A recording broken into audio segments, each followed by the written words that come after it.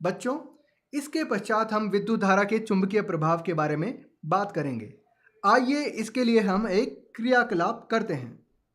उपयोग की जा चुकी माचिस की डिब्बी का कार्डबोर्ड या कोई अन्य कार्डबोर्ड ले लें।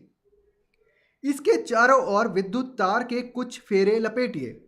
ट्रे के भीतर एक छोटी चुंबकीय सुई रखिए। अब इस तार के स्वतंत्र सिरों को स्विच से होते हुए विद्युत सेल से संयोजित कीजिए। जिस दिशा की ओर चुंबकीय सुई संकेत करती है उसे नोट कर लीजिए। चुंबकीय सुई के निकट एक छड़ चुंबक लाइए। आप क्या देख पाते हैं? आप देखते हैं कि सुई विक्षेपित हो जाती है, क्योंकि चुंबकीय सुई एक लघु चुंबक होती है जो उत्तर दक्षिण दिशा की ओर संकेत करती है। जब हम कोई चुंबक उसके निकट लाते हैं तो सुई विक्षेपित हो जाती है। बच्चों, अब आप स्विच ऑन की स्थिति में लाइए। आप क्या देख पाते हैं? क्या चुंबकीय सुई विक्षेपित हुई? तो आप देखते हैं कि चुंबकीय सुई विक्षेपित हो रही है। अब आप स्विच को ऑफ की स्थिति में लाइए।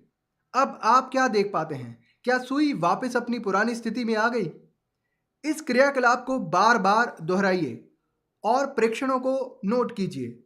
इसी प्रकार के प्रेक्षण ने हैंस क्रिश्चियन ऑस्ट्रेड नामक वैज्ञानिक को भी आश्चर्यचकित कर दिया था।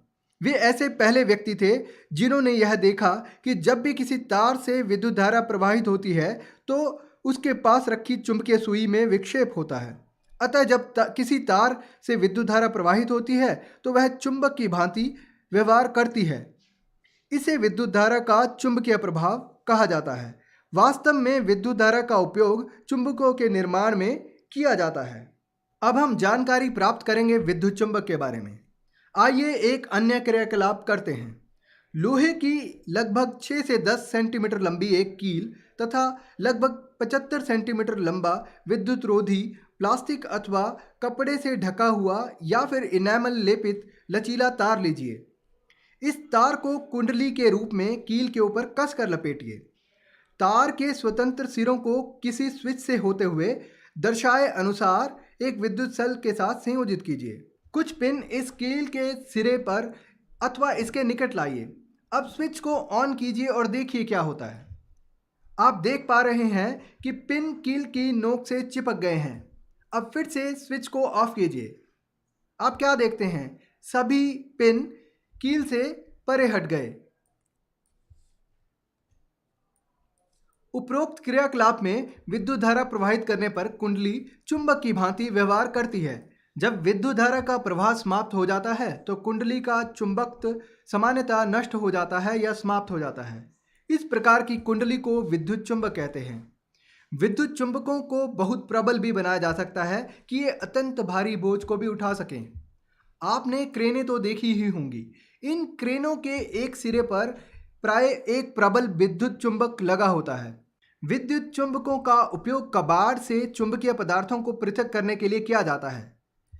दुर्घटनावश यदि आपकी आंख में कोई चुंबकीय पदार्थ गिर जाए तो डॉक्टर भी चुंबक का प्रयोग करके आपकी आंखों से उस चुंबकीय पदार्थ को निकालते हैं। आपके पास बहुत सारे खिलौने ऐसे होंगे जिनमें भी विद्युत चुंबक लगे होते हैं। बच्चों, अब हम एक विद्युत चुंबक का उपयोग करके बनाए गए उपकरण के बारे में जानते हैं, जो कि है विद्युत घंटी।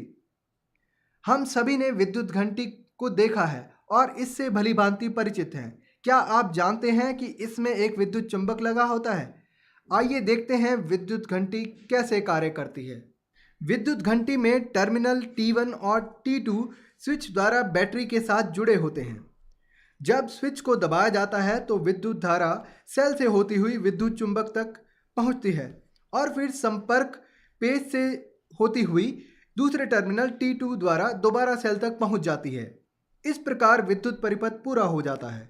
विद्युत घंटी में से विद्युत धारा के बहने या प्रवाहित होने से जो प्रभाव देखने को मिलता है, आओ उसके बारे में बात करें। विद्युत धारा प्रवाहित होने के कारण विद्युत चुंबक कार्य करना शुरू कर देता है और लोहे की पत्ती को अपनी ओर आकर्षित करता है। पत्ती के खींचे जाने के कारण पत्ती के साथ जुड़ा हुआ हथौड़ा घंटी के साथ टकराता है, जिसके साथ ध्वनि उत्पन्न होती है। इसके साथ ही परिपथ टूट जाता है। परिपथ के टूटने के कारण विद्युत धारा का प्रवाह रुक जाता है और विद्युत चुंबकत्व खत्म होने के कारण अब विद्युत चुंबक लोहे की पत्ती को अपनी ओर खींचकर नहीं रख सकता। इसके कारण पत्ती अपने पहले वाली स्थिति ले लेती है और पेच के साथ जुड़ जाती है। जब परिपथ दोबारा पूर्ण होता है तो यह विधि दोहराई जाती है और प्रत्येक बार हथौड़ा घंटी से टकराकर ध्वनि उत्पन्न करता है। इस प्रकार से विद्युत घंटी कार्य करती है। ये कुछ रिक्त स्थानों की पूर्ति कर लेते हैं। पहला, विद्युत सेल के प्रतीक में लंबी रेखा उसके किस टर्मिनल को निरूपित करती है? तो सही उत्तर है धन टर्मिनल को। अगला, दो या अधिक विद्युत सेलों के संयोजन को क्या कहा जाता है? तो सही उत्तर है इसे बैटरी कहा जाता है। विद्युत धारा प्रवाहित होने से किसी तार का गर्म हो जाना विद्युत धारा का कौन सा प्रभाव कहलाता है? आपके पास इसके विकल्प भी हैं, चुंबकीय, विद्युत या तापीय। सही जवाब है तापीय प्रभाव।